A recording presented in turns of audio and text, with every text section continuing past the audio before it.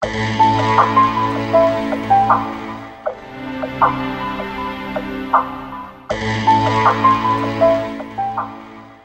事實上你諗下 elderly market 20年之後，跟住 1/3 of the population 係呢個 elderly， 咁 clearly 呢個所謂嘅 problem 唔會係一個政府唔會係一個 solution， 即係福利界都唔係一個 solution。咁所以即係商界會係一個唯一能夠1/3